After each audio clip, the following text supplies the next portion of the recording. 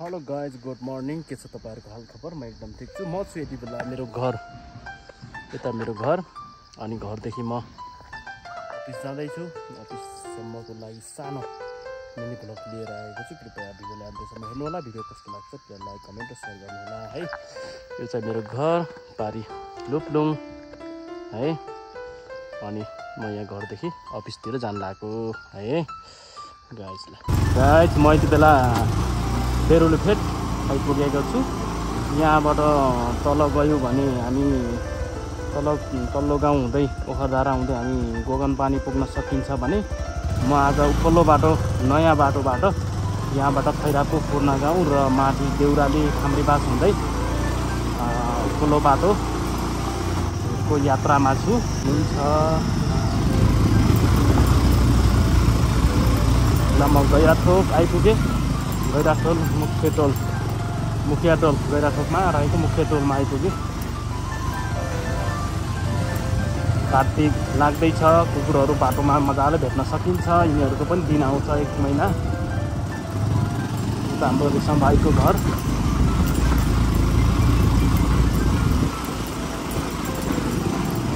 यो चाहिँ आमाको घर, उता गैराथोकको बस्ती है। खतरा छ गैराथोक। यहाँभन्दा माथि चाहिँ डाँडाथोक।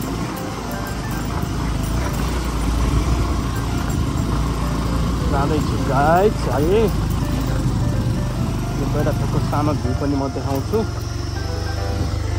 यो गैराथोक हो र म पारी पुग्ने पारी पहिरा गएको ठाउँतिर त्यो ठाउँ हो। र म यहाँ माथिको लेक हुँदै आज जे पुरै लेकको भ्रमण हुँदैछ। रमाइलो छ आज, मौसम एकदम राम्रो छ। अब आज असोजको 23 गतेदेखि मौसममा सुधार छ। पारी बच्चर पोखरातिर पनि एकदम फ्रेस देखिन्छ आज।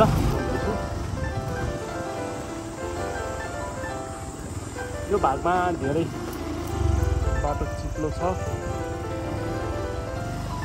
धेरै भयो यो ठाउँमा बिग्रिन थालेको। के गर्नु, अब सुधार हुँदैछ होला सायद, बिस्तारै होला होइन। यसमा कसलाई के दोष दिनु, यसको स्थिति पनि यस्तै छ भनेर भएन। अब बर्खा हो, यस्तो हुन्छ, माटै माटो छ। जमिन एकदमै यस्तो छ क्या, जमिनै यस्तै छ हाम्रो। धेरै माटो छ यो ठाउँमा, खोप्ली गाउँमा यस्तो धेरै धरेन भन्दा पनि धेरै माटै माटो छ। त्यो कारणले गर्दा पनि बर्खामा एकदम बाटो बिग्रिन्छ। म खैरापुर नजिकै छु। यो खैरापुरको बस्ती हो।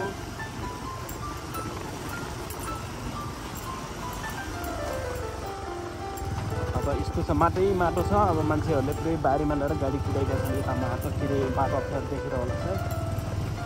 अब मौसम पनि अब सिजन पनि जोत्ने सिजन छ। चारैतिर अब जोत्बा सुरु भएको छ। हाम्रो पनि घरतिर मेरो भाइ कान्छाले जोतिरहेको थियो, अनि यहाँ बाजेले जोत्दै हुनुहुन्छ।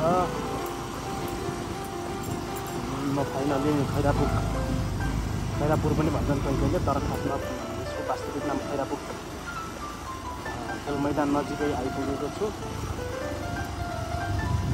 अनि यहाँबाट तपाईँहरूलाई लाइभ कस्तो देखिरहेको छ कमेन्ट गर्नुहोला।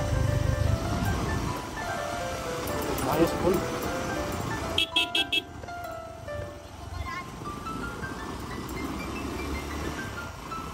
खैरापुरको ग्राउन्ड हो।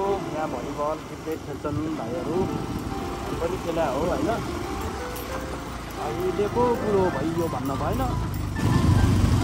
अनि यहाँ माथि जेठासी मेला र मङ्सिरे मेला पर्ने ठाउँ एकदम भव्य र सबै हुन्छ। यसपालिको जेठमा पनि हुन्छ, सायद मङ्सिरमा पर्दैन होला। पोहोर साल पर्यो, मङ्सिरमा 1 साल बिराएर पर्छ होइन। अब गोरुहरू यताउता हुँदैछ सबैजना है। थोरै भिडियो देखाइहालेँ। म यतातिरको भाग पनि देखाएँ, खोप्लीको केही भाग पनि छ उता पारी लुप्लुङतिर।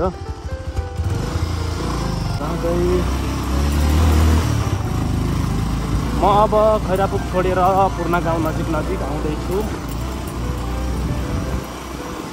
फाइनली म पूर्ण गाउँ पुगेँ। पूर्ण गाउँको यो बस्ती हो, यस्तो मजाले बस्ती देखिन्छ। तर पूर्ण गाउँमा पनि धेरै माटो, एकदम धेरै माटो भएको ठाउँ हो। बाटो डेन्जर छ यहाँ पनि।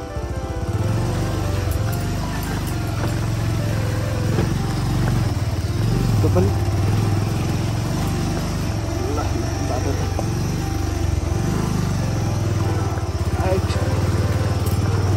हाम्रो राउ बाबाको घर अनि भाइ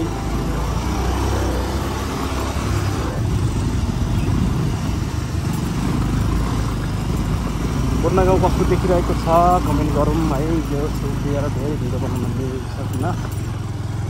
यो माथितिरको बस्तीहरू पनि देखेकै छ होला। अगाडि देखेको हाम्रो गोपाल सरको घर, हाम्रो रिता बहिनीको घर, यो है हाम्रो रिता बहिनीको घर।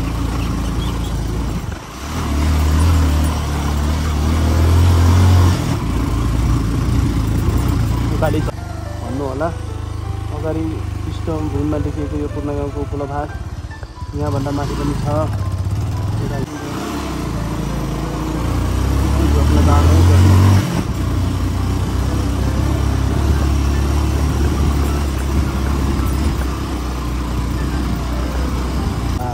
मकै के गर्छौ नानीहरू तिमीहरू? बिसुन हेर्छौ? के देख्यौ त बिसुनमा? ए गाई गोरुले खान्छ भनेर हेर्न आएको? ए म त कि यही हेरै गर्न आएको भनेर। के हो तिमीहरूको नाम? तिम्रो अन्जना, तिम्रो निर्मला। राम्रोसँग हेर है। धेरै स्पिड छैन, 25-30को स्पिडमा मात्रै हिँडेको छु। उकालो बाटो हो, 25-30 लगभग ठिकै पनि हुन्छ।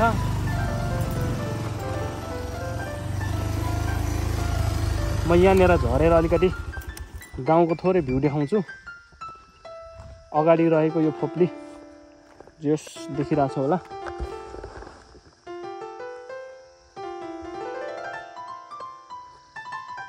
कस्तो देखिरहेको छ है यो फोप्लीको भ्यू हैन। यता पारि लुप्लुङ, यो हाम्रो जङ्गल, यस्तो बिन्दास जङ्गल छ। बाइक यहाँ छ, पाल्लो भेग 7 नम्बरको भेग भइहाल्यो। यस्तो भ्यू यो हेर्नलाई हो कि म तल्लो बाटो नगएको, उपल्लो बाटो आएको। अझै यस्तो भ्यूहरू म धेरै देखाउने छु। भिडियोलाई अन्तसम्म हेरेर जोडिनु होला। अब म यताबाट थोरै ल म अब यता है, यता आइसकेपछि यो भाग खामरीबासको भेग हो होइन। अनि म पुग्ने चाहिँ यहाँ हो, यो बाटो हुँदै अनि यो स्याउले यत्रो जङ्गल कटेर जानु छ। अब म जङ्गल हुँदै चाहिँ यता जानु हो। उकालो बाटो मैले सकाएँ। अब तेर्सो बाटो पुग्ने हो, पुरै तेर्सो बाटो। पहाडको नजारा देख्नुहोस् है, पहाडको बाटो। यो बाटो कस्तो रहेछ दियोस्, पोप्लीबाट मैदामारे उपल्लो बाटो जानको लागि बाटोको अवस्था कस्तो छ भन्ने पनि अपडेट हुनेछ यो भिडियोमा। ठाउँलाई डोबोटा भन्छ। डोबोटा भनेको यताउता धेरैतिर चारैतिर जाने बाटो भएको हुनाले यो डोबोटा भने हो। यहाँबाट हामी उता झिलेनीतिरको लागि मोटर बाटो थोरै ट्र्याक छ। यताबाट हामी पोप्ली गाउँ झर्छौँ। यो हामी पैदल आयौँ भने मोटर बाटो जानु पर्दैन। यो बाटो 7 नम्बर अनि यता अनि म आएँ माथि कुकुरे गाउँ र अनि यता गयो भने हाम्रो पिकनिक स्पोटमा जान्छौँ। उता गयो भने अलि माथिसम्म हामी कुकुरे गाउँसम्म जान्छौँ। अनि यता गयौँ भने हामी जुम्डीगाँडा जान्छौँ। अब हामी यता लाग्यौँ 9 बहिनी 7 खामरीबास स्याउ के अरे मैदामारेसम्म।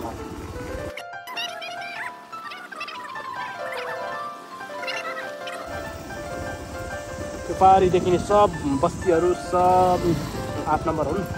म अझै पनि 8 को बाटोमा हिँडिरहेको छु, 8 नम्बरको वाडामा हिँडिरहेको छु। तर यो बाटो ल्याउनलाई जे होस् मैदामारे खामरीबासका अग्रजहरूले धेरै दुःख गर्नुभएको हो। अब यो यत्रो बस्ती छ होइन। पारि पातालकद्री अगाडि देखिरहेको यो खामरीबासको भाग हामीले देखिरहेका छौँ। तपाईँहरूले पनि देखिराख्नु भएको छ होला।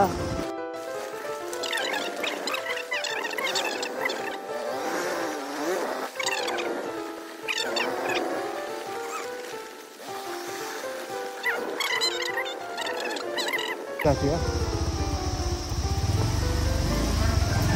नुहाइ हो कहाँ पुरै यस्तो जङ्गलमा आएर नङ्गे ढुङ्गे भएर नुहाउँछ नि यार गाइस पुरै नाङ्गे देखेको र मैले त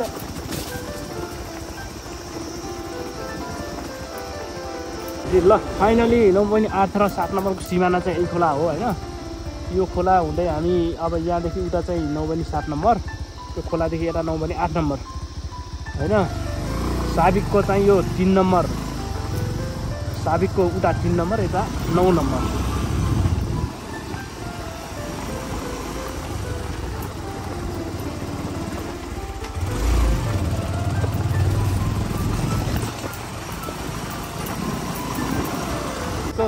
बाजे नमस्कार ए बा नानीहरू कहाँ बाजेसँग जोत्न थाल्नु भयो घर गएको थियो बाजे आज यसो माथिको पहाडको बाटो कस्तो छ केही बाटो चाहिँ एकदम राम्रो छ जाउँ छन् लाग्नु भयो हो लेकतिरको त कम भइसक्यो ल बाजे है हजुर हजुर बाजे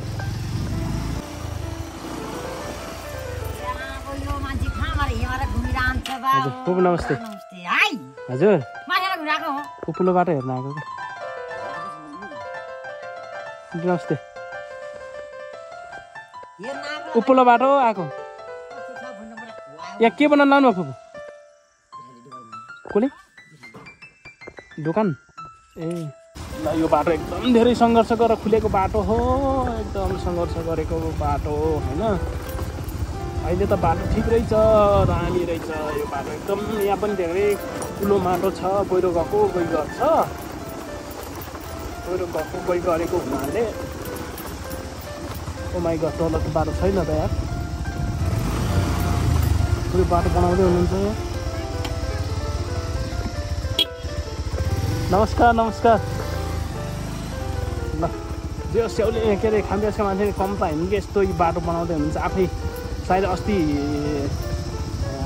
पूर्णिमाको दिन पानी परेको थियो यतातिर किसिम पानी परेको थियो त्यसैले बाटो बिगारिदिइसकेको रहेछ त्यो भएको हुनाले सब लागेर बाटो खुलाउँदै हुनुहुन्छ ल ठिक यस्तो हुनु पऱ्यो कि मान्छे ल ल ल लाउरेले सबै छोडेन छन् टोलीहरूले के छ आराम हुन्छ कहिले आइपुग्नु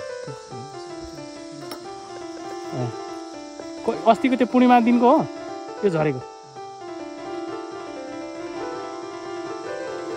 हजुर नमस्कार नमस्ते सोधेपछि फेरि अस्ति गइसक्यो भर्खर होइन ढुङ्गा पनि तपाईँहरूले प्रयोग गर्नाले बनाउनु लागेको के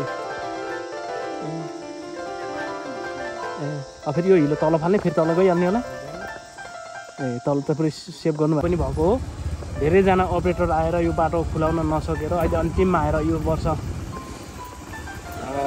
के भन्छ हाम्रो झिमरुकको सुदर्शन जीसी गुरुजीले एकदम सङ्घर्ष गरेर खोल्नुभएको बाटो हो यो अनि बाटो खुलिसकेपछि जे होस् यो गाउँठाउँका धेरैजनाले एकदम फुलमालाले भव्य उहाँहरूलाई बिदाई पनि गर्नुभयो यो बाटो खोल्नुभयो भनेर एकदम खुसियालीमा यस्तो बाटो किनभने यो यति डेन्जर थियो कि यो खन्ने बेला धेरै डोजर आएर म गर्छु भन्ने हिम्मत कसैको आएन अनि अहिले यस्तो राम्रो बाटो बनाएर रहेछ यस्तो पहाड पनि यस्तो डेन्जर पहाड है तल गएर त्यो पानी मेरो मार्यो त्यो सुन्दर भ्यू देखिहाल्नु भयो बाजे नमस्कार नमस्कार बाजे म त खोप्लीबाट भइहाल्छ नि भाइ अझै रैच गरेर किन फाल्ने र बिउ त राख्नु पऱ्यो गरेर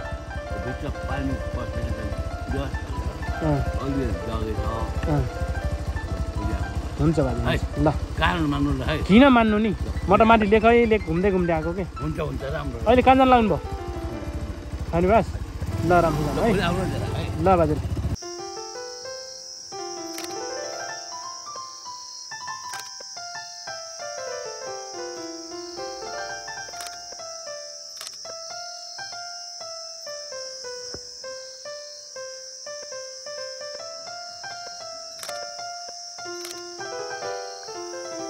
मैं हमारे मैदामारी बजार, यो पुलिस चौकी,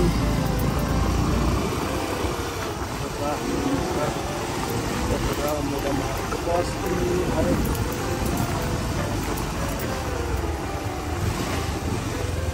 मैदामारी अनि मैदामारीको सँगै रहेको गुरु हस्पिटल। नमस्ते, म घरबाट आएको छैन।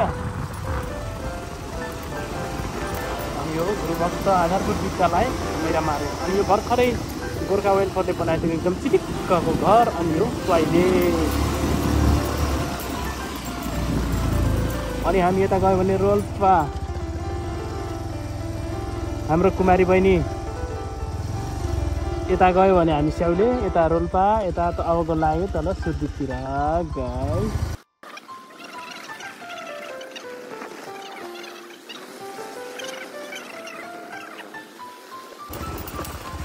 त्यो हाम्रो ठुलाईको, हाम्रो डेक्लाङ खड्काजीको गेस्ट हाउस। अनि पसल पनि किराना पसल। नमस्ते बाबु, के छ? नमस्ते। जुन ल। ओहो गोरु भागिदियो, गोरु भागिदियो भयो। उतै सुरु भइरहेको छ।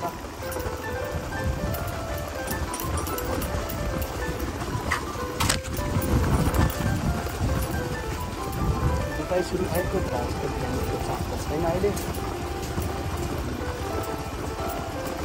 मेरो सालाहरू ढुङ्गा बग्छन्। साला के छ? मेला हेर्न कता गइयो? है साला ढुङ्गा बोक्नु लाग्यो होइन? फाइनली यहाँबाट तल गयौँ भने हामी छात्रा पुग्यौँ। अब म घुमेँ अफिसमा।